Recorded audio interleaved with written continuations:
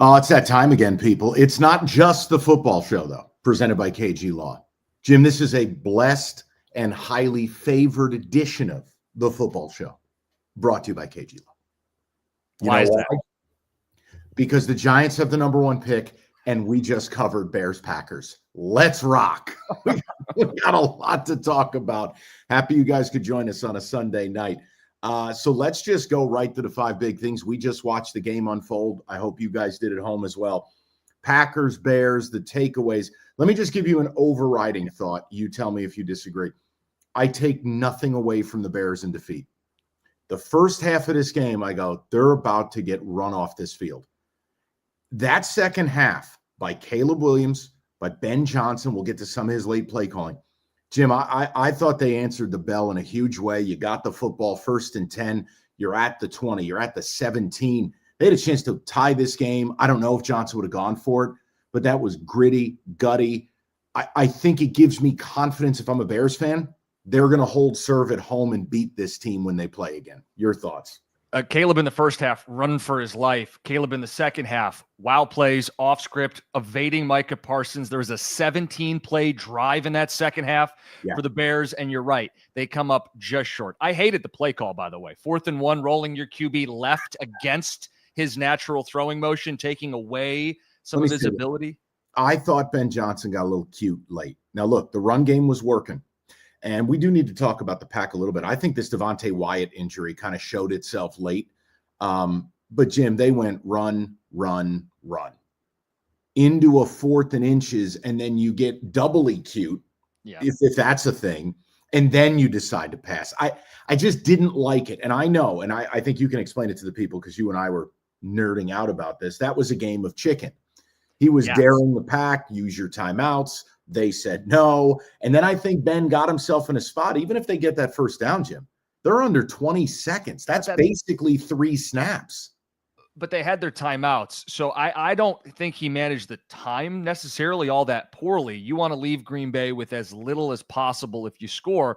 And Mike, they didn't lose because they ran out of time. They lost because they didn't execute. There was plenty of time for them to do that. Yeah, no doubt. The clock is wholly secondary to the play calls. I'm just saying in totality, it felt a little too smartest guy in the room for me. I wondered, and we were talking about this, should LaFleur take a timeout right as it hit just under a minute? Because if the Bears score, you want to have a chance to kick a field goal. There was a game of chicken where both guys were going to bleed it out and had their timeouts, and you just had to get a stop or you had to make a play. And Chicago didn't make a play. Green Bay got a stop. 2 other notes. After an early bad interception that I'm sure you were all bricked up about, I thought Jordan Love played a really nice game in about 4-degree weather. He had a couple of dimes, including right before the end of the half. Huge score there. And then the Bears, the other takeaway for me is simple. What they did in Philly is not a mirage. This O-line, this running game, this offense, it's gelled. If you aren't good at stopping the run, Bears are going to send you home in the playoffs. I'm telling you, man. People think the Bears are going to lose out. I don't. I was very impressed by what they did today. Yeah, look, I think for people watching from Detroit, this was the preferred outcome just because Detroit can still play Chicago in Week 18. You draw within a game. But it's not like the Bears are going away at all. I don't come away from this feeling like, oh, here they go, the fraudulent Bears. Somebody's got to win, somebody's got to lose, but I don't think it's a referendum on anybody. No, and on Love, his first pick was vintage Jordan Love. Just so stupid. But he threw a touchdown off his back foot, which is very Jordan Love. I thought he did a nice job. The Bears were bringing heat, but they telegraphed it, and he was able to cut it loose to his receivers. One-on-one, they made plays, and he threw 3 touchdowns, right? Yeah, I like Jaden Reed being back, too. That's like a little trade acquisition. That's important. Let's talk Buffalo Bills, or as you put it, the brass balls of Buffalo. And Mike on board, question mark. Hit me. What do I need to acquiesce to here?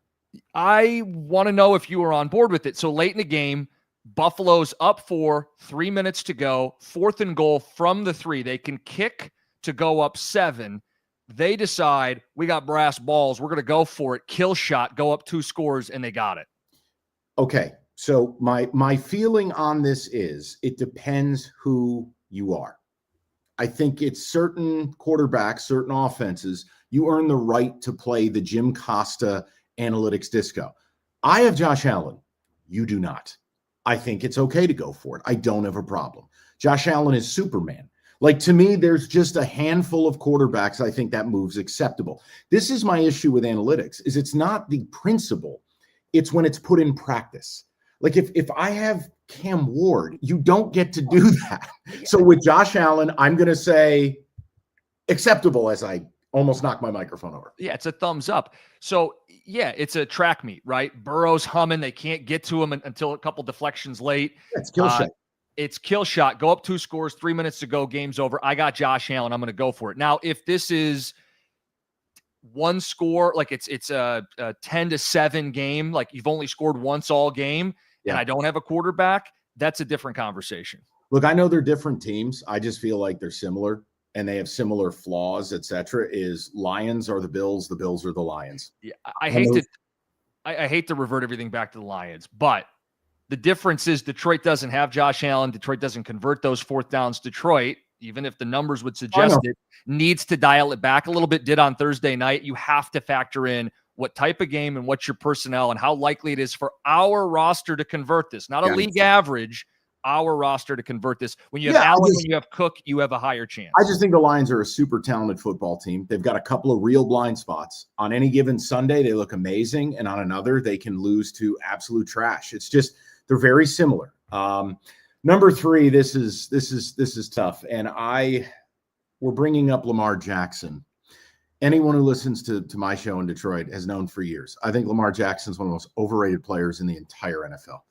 This isn't about fun and whiz bang pow and sizzle and sex appeal. Like, I need you to win meaningful football games late in the year of the playoffs. He's a bum. But you are a Ravens truther. You've been saying it. You've converted me. And with today's loss to the Steelers, I do have a message to you from my niece. Mm-hmm. Let it go, let it go. I don't know the fucking words to this song. I just know she watched it nonstop at my sister's house, and it emanated forever. Let it go, Jim. Mike, it's done. I am, done. If nothing, an incredibly stubborn man. But even I have to let it go. Yes. Okay, let's talk about it. Let's do it. Lamar has not played well for a month here. He has 2 touchdown passes since Halloween. He's got 4 interceptions in that span, and he ends the game today on a brain-dead sack. It's true. That's what you have to call it. I don't care if you throw the thing 800 feet in the air. Or get it to somebody's hands who can lateral it. I mean, you can't fall down with the football. Look, and again, watching the game today, I'm not going to do this alternate reality where all of a sudden the Steelers defense is sweet. Like, no. And Lamar was inaccurate. The footwork was terrible. He just, I give you the football with a chance to go win the division. Multiple chances. Right. And you're this multi-time MVP, which I also think is bullshit. And what does he do? He does the same shit he does in the playoffs. He's not going to win you that game. He's Mike, just not.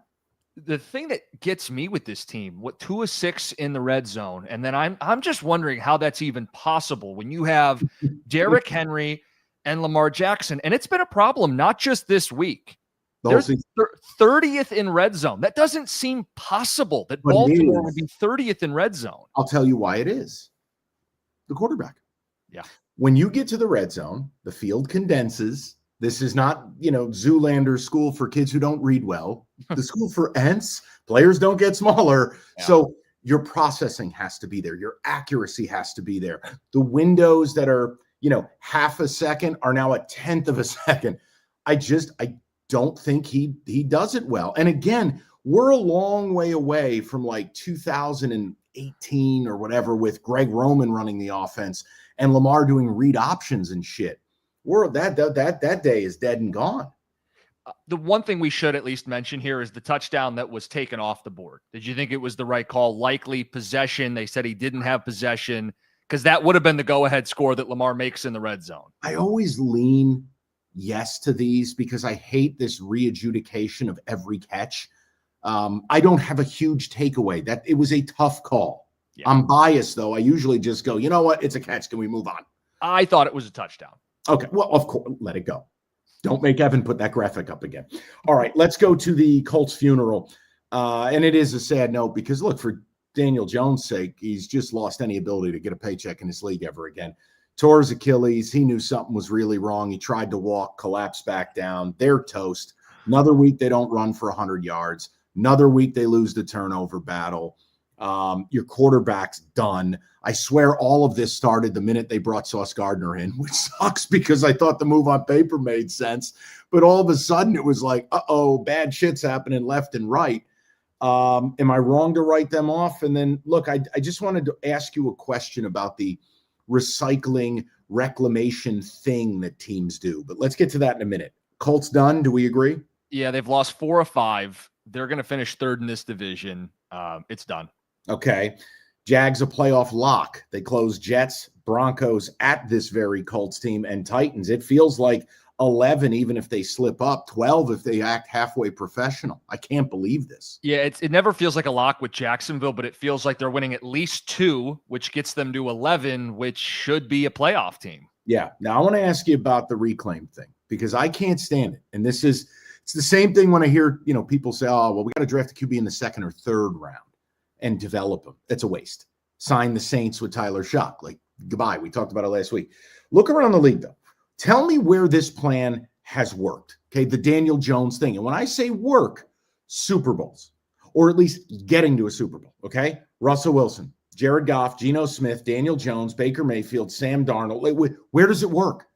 Goff's the closest to it working. Yeah.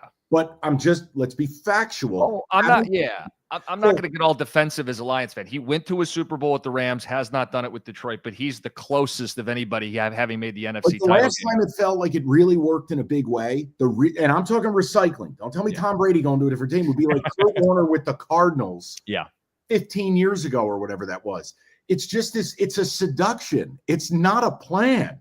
Yeah, it's like you fool yourself. All this is working now, and it's like it doesn't work. Look around.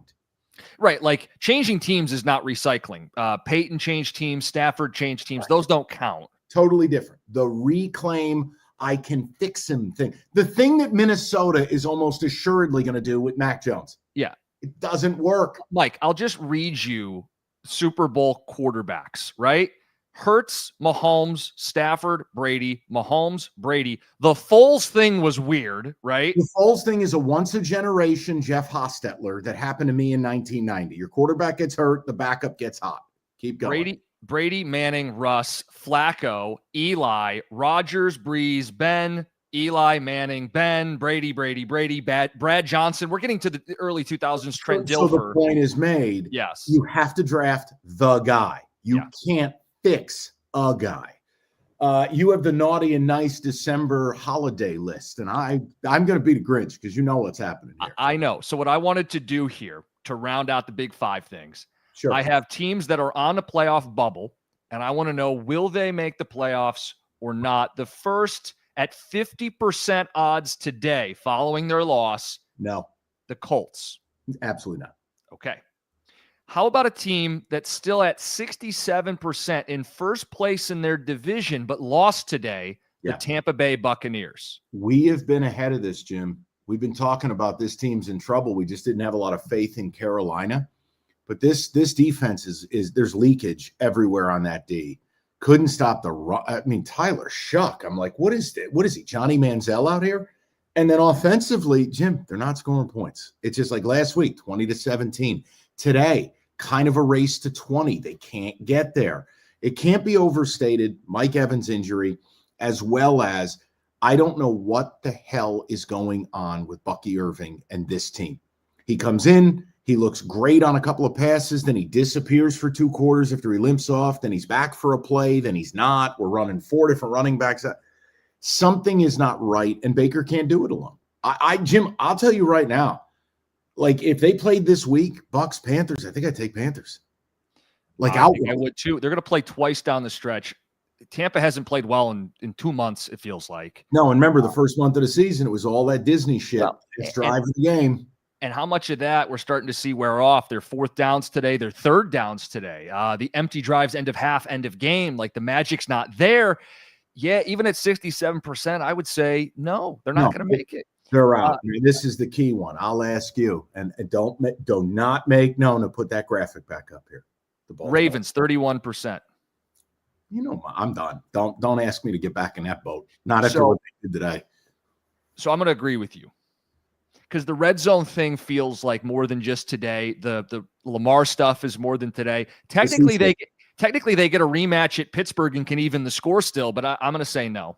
To me, and you know what? Guess what? If you end up being wrong, I'm not going to be the one to hold it against you. They lost home serve here. Like, you get out of our way. You're a waste of our time. Cowboys 9%. No. Thursday night was their season. They lost. And by the way, George Pickens, figure it out. Like, CD goes down. You want $30 million a year. You think he'd go like Super Mario Brothers when you hit the star and the music started. Dude. He took Quaaludes. Yeah. He was walking through routes. I'm like, what the hell? If this is your way of getting $30 million, that's a bold strategy. There's two more that play tonight, so we can't answer it. Texans are at 58%. Chiefs are at like 35, 36%. I lean yes on the Texans because I think that division might get two. I don't trust the Chiefs. They don't have a pass rush. They're losing every close game. I just, you know what it is too? The Chiefs are like Michael Myers or Jason Voorhees. Like, you feel like if you put them into a wood chipper, somehow they molecularly piece it back together and they're standing behind you. I feel like if the Texans can win, we might be clear of the Chiefs finally. Yeah. They're 38% right now, and we'll talk more about the Lions. They are 44% later in the show. All right, Evan, give us a word from the sponsors. We'll hit this rundown. Lots of good notes in here for the people.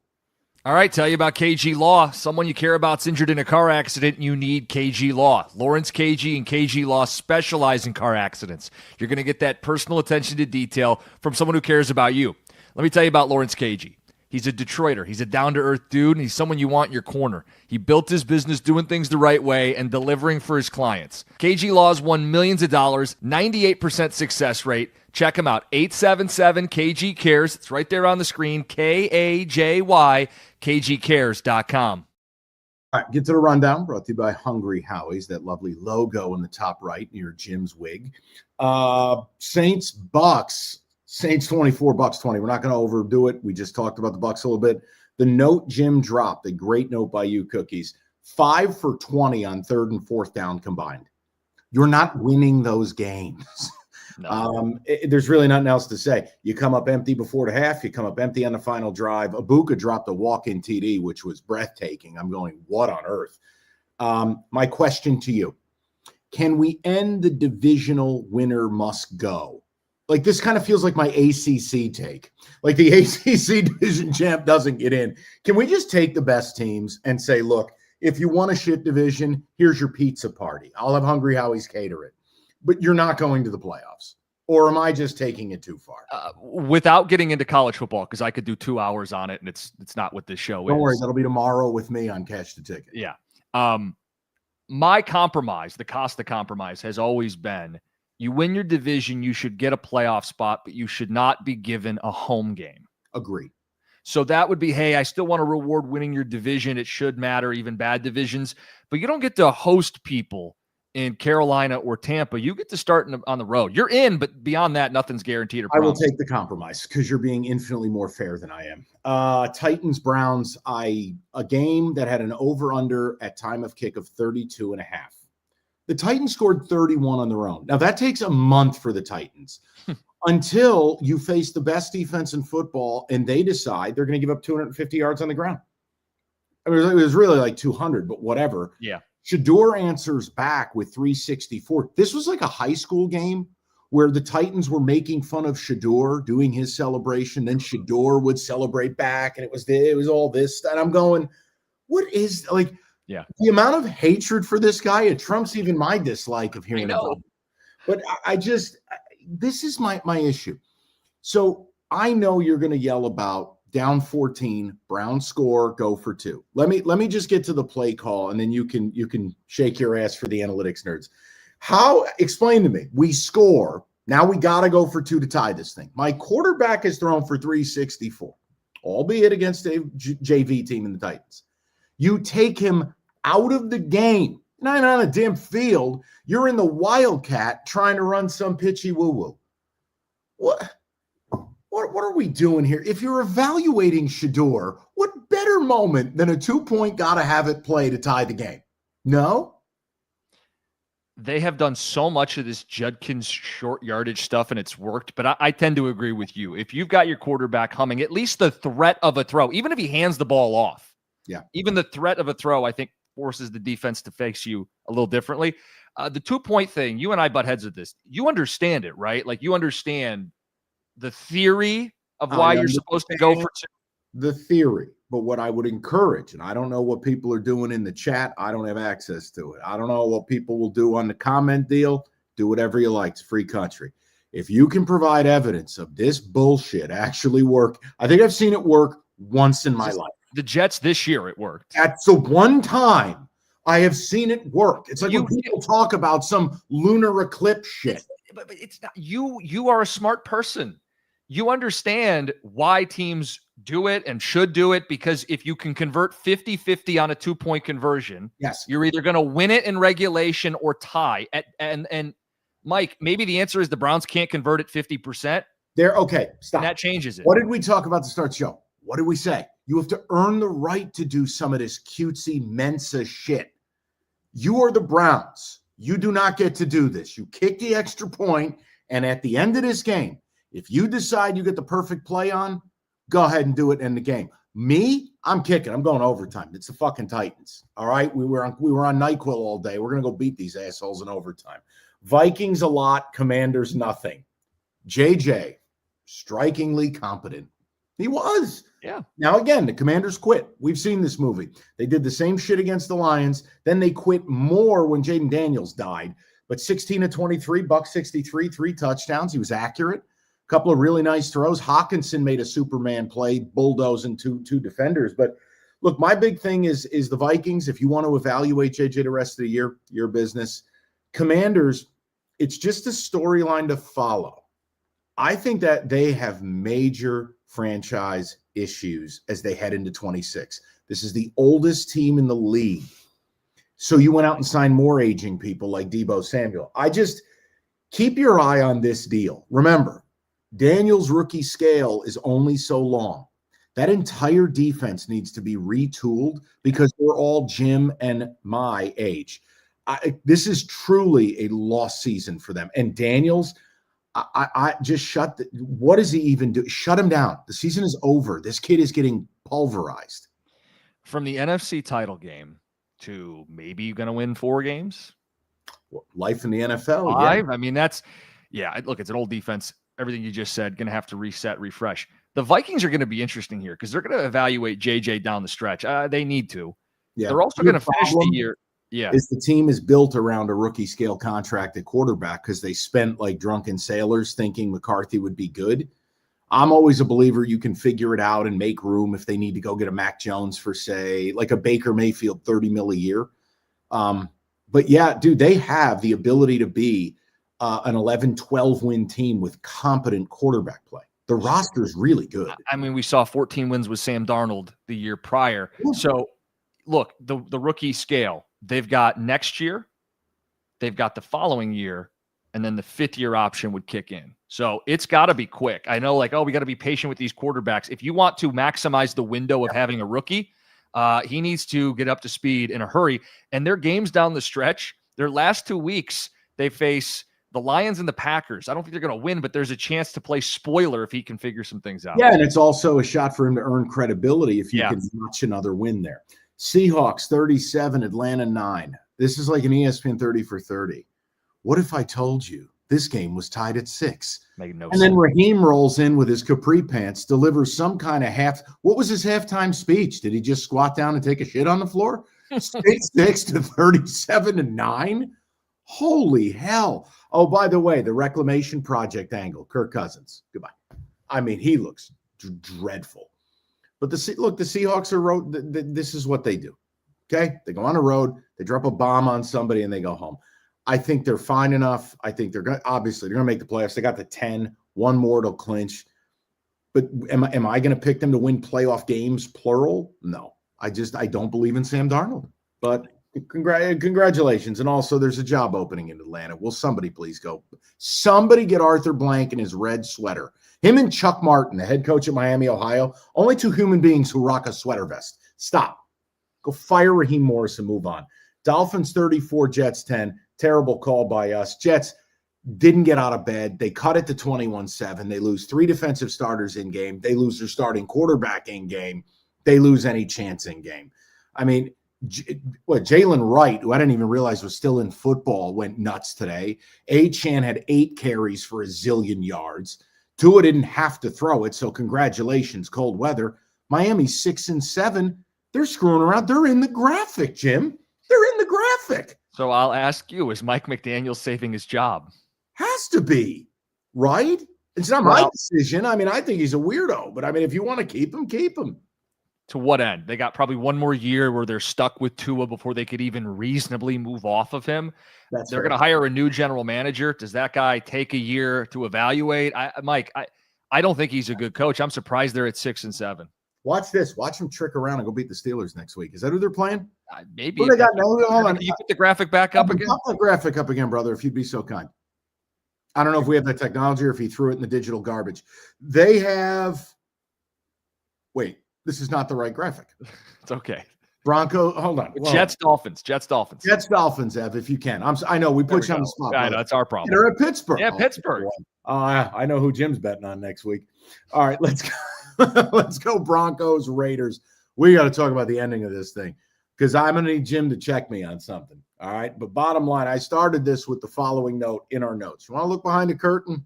Show you exactly how the show gets put together. Pete Carroll needs a diaper change. It's depressing and sad to watch. He looks clueless. I'm not even sure if there's gum in his mouth, but he's chewing. The team looks frustrated and lethargic, completely dead franchise. The other note I put in here for Jim, Broncos business trip. TOP, 40 minutes to 20. Yeah. They ran 800 plays. The Raiders ran like 10. But again, none of it impresses me. You play a dead team, and I can't wait to bet against the Broncos in the playoffs, which brings me to I'd like to offer a retraction.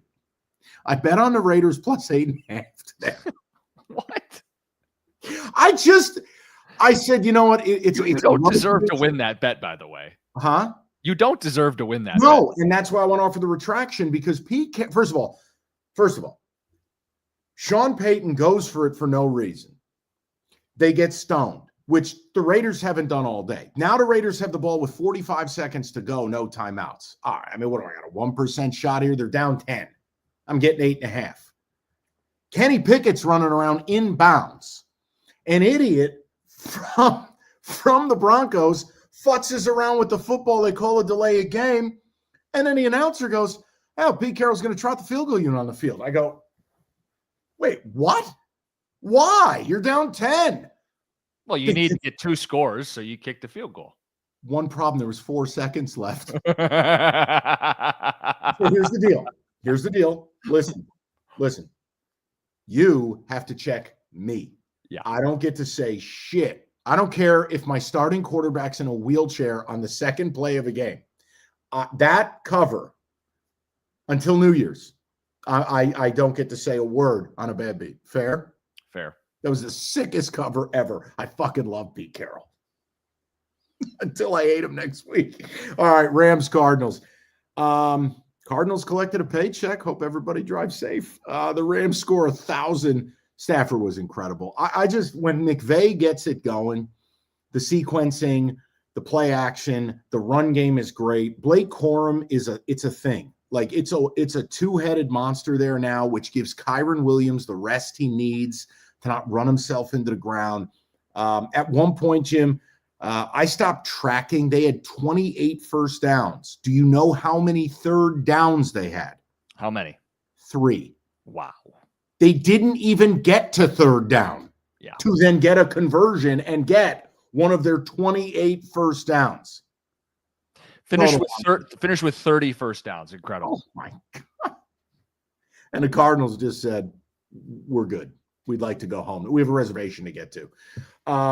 Did I miss anything there? No, that's the best team in football, yes. I'm going to say yes because that Devontae Wyatt injury with the Pack really bothers me, and it does allow us to chalk up last week as a bad road trip, bad weather, bad game. Yep. Word from the sponsors. We'll get to a little Lions discussion. Hungry Howie's got you covered for Monday Night Football. 51% off any large, round, original, or thin crust pizza with any of your favorite toppings. So whether you're a minimalist, just like a cheese pizza, or you want to load this thing up, whatever it is, 51% off. All you need to do, go to hungryhowies.com, order up a large round for carryout, and you're good. No strings attached, no BS, no copious legal. 51% off. Go to hungryhowies.com before it's too late. It's Hungry Howie's. All right, Lions Talk brought to you by Moran Chevrolet. Jim, I want to ask you the question I asked the listeners Friday. Give you a chance. Lions are 53% odds of making the playoffs. So I said, okay, I don't need to know yes or no. Is your confidence higher than 53% or lower? It could be slightly lower, slightly higher, etc. After the win against Dallas, where are you? I would say slightly under. It's one of these deals like I'm not writing them off, but I don't expect them to get in the playoffs. I'd say less than 50-50 is where my head's at. Yeah, that's where I'm at. They're slightly below a coin flip because they still need lots of help. And right, wrong, or otherwise, can we trust them? They haven't won back-to-back games in 2 months. Yep. The last time they won back-to-back, they beat the Browns and the Bengals pre-Joe Burrow's return. And that was in early October 5th, whatever it would have been. Yeah. Mike, it's funny. Like, they beat the Cowboys. They win by 2 touchdowns in a gotta-have-it spot. There's flashes of 2023 and 2024, but ultimately, it doesn't prove anything to me because you have to sustain it, both to make it and to do anything if you were to get in. But they haven't sustained it, and if they just yo-yo, hey, they win one, lose one, win one, lose one. They beat somebody who's average and then lose to the Eagles, the Packers, the Rams this week. Vikings. Right. So what does it actually mean? Look, they got to put good football together if you want me to go crazy. They beat the Rams. We're all going to be talking. I think they're going to get in. But you got to go and do it, because if you lose to the Rams, you're right back to the same shit, which is going to be you got to win out plus get help. And I need to see it. Now, you have a note in here. What was the issue here? You got a Mike's Amon-Ra take. What did I do wrong? No, I heard you do this on Friday, and I thought it was slightly provocative, but not like, oh, this is a hot take. There's no way you could sell this. What did you say about St. Brown, just so people know? He's the best receiver in the league, and I think not Jared Goff, he is the leader of your football team. I think he's your heartbeat. I love the guy. I just think he's tough as nails. I think 9 of 10 of these divas don't go on the field like he did, and he's just physical. He's fast. He just, I don't know, man. For the money we pay wide receivers, you know what we never hear about? Amon-Ra complaining. We never see him loaf. He's a big factor in the run game. You can't cover the guy in man. In the zones, he's super smart. Like, I love Amon-Ra St. Brown, and I mean it. Like, I will take him over one of these pain in the ass guys. Like, I would take Amon-Ra over CD. Go ahead. I don't want to deal with bullshit. So what was the number? He's first to 500 catches. No, what is it? Most catches through 5 seasons, whatever it is. I mean, there was a stat after the game that put him in elite company. I have no issue with it. The comp I would make for him is he's like a better Hines Ward. Like, Hines Ward was that tough, physical, get his nose dirty. I said this to Rico. He did the Hines Ward thing, and I bit his head off. And no, he's 20 minutes better.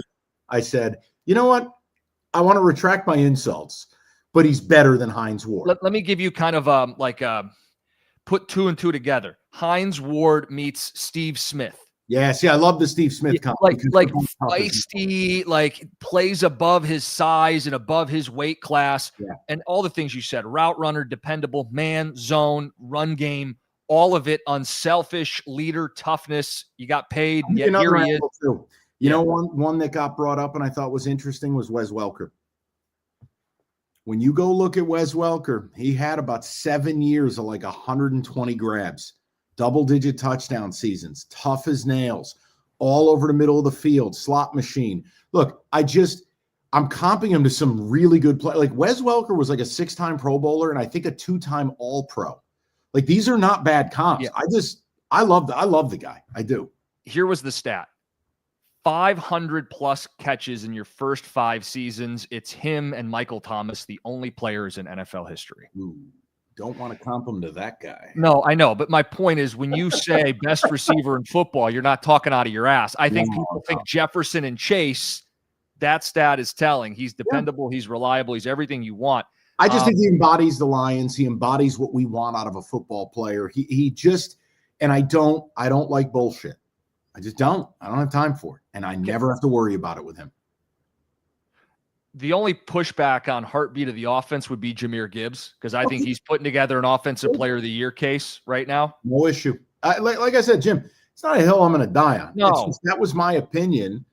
And again, if people disagree, it's free country. It's not like you're going to get hauled off to the gulag. All right. Word from the sponsors, please. Well, go ahead. You got one more thing? Yeah. Before we do that, where are you, like, just so people understand what the game today between the Packers and the Bears means for Detroit? Yeah.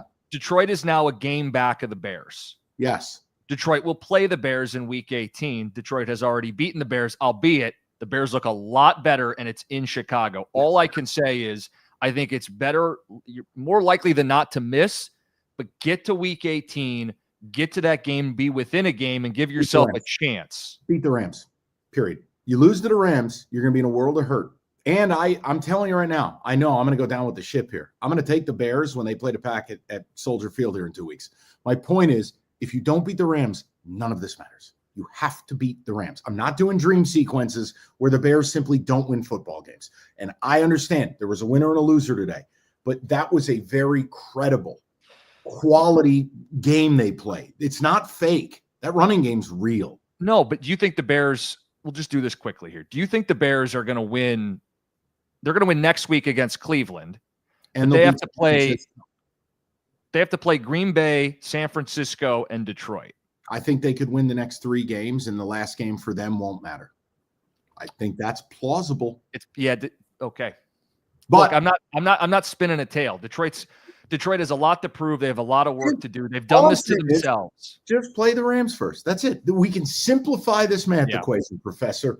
All right, let's get a word from Moran. We'll keep it moving. And that is the Red Tag sales event going on right now at Moran Chevrolet, Michigan's #1 selling Chevy dealer. Whether it's elevating your tailgate, unless you're a Spartan fan, you've just given up, or whether it's just hauling gear, they got you covered. 26 Silverado 4x4 crew cab. You can lease it, $199 a month, 0 due at signing. Silverado's perfect for hauling the big stuff. You need something a little more svelte, if you will. The Equinox LT, $199 a month with just $19.99 down. Moran, go to Moran Express. All your certified service, you get the free loaner as well, or stop by on Gratiot, just north of 15 Mile in Clinton Township. Moran Chevrolet, where you always get the best price, period. Chevrolet, together, let's drive. All right, C4 Energy question of the week, and it involves our Super Bowl picks, as Frank in Commerce wrote in. This is an impossible task, Frank. You do recognize this. So here's where I'm standing on. As much as the Packers have a case, when Devontae Wyatt broke his ankle against the Lions on Thanksgiving Day, that was a guy who had 4.5, 5 sacks, a disruptor, and a run stuffer. He was having an incredible season. First-round pick a couple years ago out of Georgia, having a really breakout year. Probably why they traded Kenny Clark, because they knew they were sitting with this monster. Yeah. He's gone. He broke his ankle. And you saw today, Bears go on a 17-play drive, start pounding the rock. This is going to be a concern to me, because if it's Rams-Packers, if it's Packers go up against the Lions, like, I worry if you can't stop the run, man, everything else is going to look real bad, including your defense, which you don't get into pass rush down. So for me, I would still stay with the Rams. Yes, they lost a football game last week. Wow. Oh, the horror. They still comprehensively have the best packaging to me. And they have the MVP, which is Matthew Stafford. He's playing incredible football. What's the Rams' weakness? Why would it be anybody but the Rams? They have the best record in the NFC. Why wouldn't it be teams a little bit? They've had problems in the kicking game, which can end your season. Yeah. Shout out the double doink in Chicago. I think the special team's probably a little bit light. I look at them as a balanced offense. Today's a great example, but it's been all season. You've got a quarterback who's tough, who's won the big games, who's won a Super Bowl. He's got Devontae Adams, who has replaced Kupp in terms of that route running veteran who we can rely on. You see Puka today with some of these catches? And yeah, like how do you account for these two guys? You can't. And then on defense, Mike, I know they don't have Aaron Donald like they did when they won the Super Bowl, but they are deeper. They come at you in waves. It's not just one guy. It's not just Verse. Byron Young actually leads them with 10 sacks on the season. Like, they can get after the quarterback, and they have one of the, if not the best quarterback playing football right now. I'll tell you who I love. I don't know where they found this guy, this Landman guy. Yeah. Where the hell did they find this guy? He's like this year's Zach Baum. Last year, the Eagles go get this special teams try-hard from the Saints. Guy turns into all-pro. This Landman guy is always around the ball. He's got like 100 tackles. He had an incredible interception today. I'm going, where the hell did they find this guy? That's a good comp because he came out of nowhere. Yeah, it's just another one of these. Oh, okay, you're dominant now. Sweet. But for me, it's the Rams. And I don't have something like exciting, some long shot. Great example. Who would even be number 2? Like, so I don't want to do the obvious thing. We both think it's the Rams. Who would you even venture is number 2? Because if you start playing this game, I'm going to tell you the Eagles have shown major issues offensively, right? If it's the AFC, your 1 seed's the Pats / the Broncos. See, I can't go there. Pats, is it young QB, no left tackle? Is it Bills with the idea that their nemesis might not make the playoffs in Kansas City? It can be, but here's the problem. They can't stop anybody. This is the issue. They could win a Super Bowl beating everyone 38-35. I've seen it. Look behind the curtain. I'm typing out our 5 big things today, and I had a big referendum on the Bills because for a long stretch today, they couldn't get to the quarterback. Burrow was converting third downs. That was their emphasis, was fixing their front. And their front until the fourth quarter when they get the tip interception touchdown, and then the other their D-line came through late, but that has still been an issue for them. Yeah, I still like the Rams. If the Packers somehow can kind of patch up that run D, I think they have the credible pieces. The receivers getting healthy, Jaden Reed back. Mm-hmm. But yeah, no, Jim, here's the other thing. The league is so fluid, man. One injury, it's so hard. That's why I hate futures. That's why I leave that stuff to you. Let's get a word from the sponsors, and then we got to talk about a really good Sunday night game. Very excited for this one. If you have a question for us, get to a participating 7-Eleven and look for the QR code at the C4 Energy display or on the cooler. Scan the QR code and ask the question for a list of participating 7-Eleven. Find the list and contest details at 971theticket.com. C4 Energy is the energy drink you need. 200 milligrams of good caffeine in the performance or 300 in the ultimate energy. And C4, it's not your traditional energy drink. It's next level, sugar-free, made for athletes. They don't fill it with junk. And C4 just rolled out their Jim Costa approved Jolly Rancher flavors. And they study everything. And a bunch of things I can't pronounce are in it, but it's all good. C4 Performance Energy or the Ultimate Energy at 7-Eleven. And remember, if you got a question, get to a 7-Eleven, find the QR code at the C4 Energy display today. All right, Jim. Chiefs, Texans. Chiefs updated line laying 3.5. You know where I reside on this. I like the under 41.5. I think this is 2 defenses going to town on the opposing offensive line. I think it's a race to 20. I know it's not sexy to say I like the under. My problem is your Chiefs. I got a hard time. You can't kill them. Can the Texans really avenge the ultimate screw job from last year? You remember when they were in Arrowhead and straight up phantom scriptwriter bullshit calls to game altering, roughing the passers. I want to believe in the Texans so bad. They've fought to get back to this. It's taken them 2 months to erase that atrocious, 1-4 start. Can they see it through? I want to point to a couple games this season for reference. The first, Lions, Chiefs, got to have it spot. Chiefs found it when they had to have it. Yeah. This is, again, at home, backed into a corner, got to have it. I would lean Chiefs. I don't know if I want to lay 3.5 for people betting this game with a low total, but I think the Chiefs will win. The other comp would be, it was the same spread, Kansas City, Denver, in Denver, and KC had it tied at the very end of that football game. I think the difference is this is not at Mile High. This is at Arrowhead. I think the Chiefs will win the game. All right, I'm going to go with the under. You're going with the Chiefs. It's something, if you wanted me to grab the Texans, I got to get at least 4.5. I hate that the number went down. But yeah, look, it's going to be a great football game. I'm actually excited to watch it because you get to see what dueling pass rushers look like. I know we don't have that here in Detroit. Hey, on that note, when are the Lions going to get help for Al-Qadim Muhammad? Evan, you see what he did there? He's trying to bait me into this. You know what? You take the slander. I've had a very nice afternoon. Well, he leads the team with 9 sacks. I'm just wondering when they're going to get the guys some help. Minty Fresh, Aquadine Muhammad, or whatever. Almondine. I can never say. Is it? We call him Bob. We call him Bob in the afternoons. Bobby Muhammad, Bobby Mo. All right, tell me about Crocodile Cloth. As always, the preview is brought to you by Crocodile Cloth. It's your do-it-all solution for life's toughest messes. They've introduced Crocodile Cloth Grill, and that's what we wanted to talk about on the show. It's what you need if you love grilling. If you're going 365, you're going to want to pick this up. If not, stock up for when the weather gets nicer. These Crocodile Cloth grill cloths are the perfect addition to your game day tailgates, backyard grilling projects, all of it. Crocodile Cloths, grill cloths are made for grillers and the outdoor entertainers. They're tough cloths. They're big, 10-inch by 15-inch. They stay wet a long time, and they're going to power through sticky baked-on grease and food. Crocodile Cloth Grill can clean your cooler, your outdoor furniture, and everything that gets messy at the tailgate. So go to crocodilecloth.com/football show for a tailgate bundle and a free gift. As they say at Crocodile Cloth, go ahead, get messy.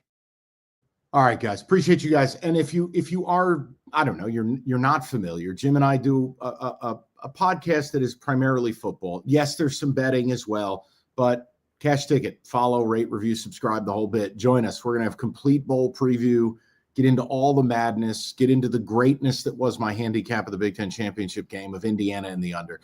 But no, we do a lot of stuff. And I know tomorrow's going to be a battle royale in the playoff stuff where I agree with a lot of what you're going to say. But what a farce that whole thing is. So for Jim, Mike, Evan, appreciate all you do, buddy. That's the football show for week 14. We'll see you next week.